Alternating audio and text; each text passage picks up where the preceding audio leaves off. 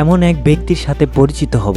আমরা পৃথিবীর ইতিহাসে আজ পর্যন্ত এমন কোনো এরকম ব্যক্তি দেখিনি যিনি রক্ত খান এবং মাটি দিয়ে রক্ত খান। আমরা আজকে এরকম এক ব্যক্তির সাথে পরিচিত হতে যাব। আমরা আগে জানতাম তিনি শুধু মাটি খেতেন, এত মজা এই খাদ্যগুলো, কিন্তু আমরা ইদানিং দেখছি তিনি মাটি দিয়ে রক্ত খান। কারণ আমার রক্তের চাহিদা পূরণ হবে। কারণ এগুলো খাইলে মানুষের শরীরে রক্ত যতটুকু প্রয়োজন ততটুকু হয়ে যায়।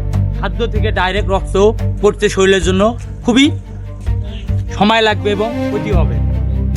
তার দিকে আমরা যতই তাকাচ্ছি ততই অবাক হয়ে যাচ্ছি। তিনি পৃথিবীর প্রথম ইতিহাসে রেকর্ড ভাঙলেন। প্রত্যেকটা পশু পাখি কেমন রুচি, তিনি এমন সব খাবার খান যা জানলে আপনি নিজেও অবাক হয়ে যাবেন। যেই সব খাবার আপনি কখনোই খাননি বা কল্পনাতেও আনেননি, সেই সমস্ত খাবার তিনি খেয়ে থাকেন।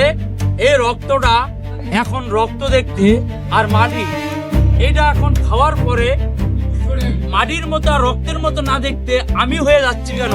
এই প্রশ্নের উত্তর প্রত্যেকটা মানুষের কাছ থেকে আমি জানতে চাই।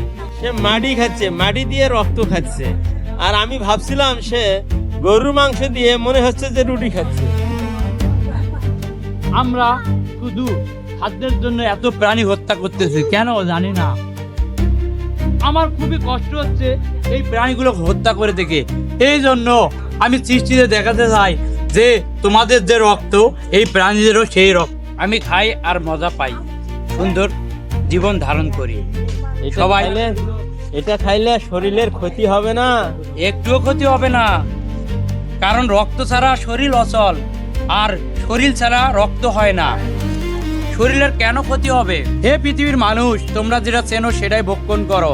তোমাদের নিজেদের চোখ কান নাক দিয়ে দেখে শুনে জ্ঞান নিয়ে সিদ্ধান্ত একদিনও নিলা না যে আসলেই মূলত আমার বুদ্ধিতে আমি চলিয়ে এই পৃথিবীতে সুন্দর জীবন কাটাবো।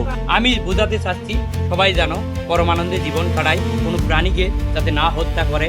আমরা শক্তিশালী দেখে অপরের উপর নির্যাতন করে ওদের প্রাণ নিব, এটা কোন মতবাদ জানি না। একবার চিন্তা করে দেখেন, সুন্দর জীবন কাটাই, সবাইকে শান্তিতে রাখার জন্য কোনো প্রাণীকে হত্যা করব না, সুন্দর জীবন কাটাবো। ভিডিওটি যে যেখান থেকে দেখছেন, কাছে দূরে দেশে কিংবা প্রবাসে, বাংলা ভাষাভাষী মানুষ ভিডিওটি দেখলে অবশ্যই শেয়ার করবেন। পাশাপাশি চ্যানেলটি অবশ্যই সাবস্ক্রাইব করতে ভুলবেন না।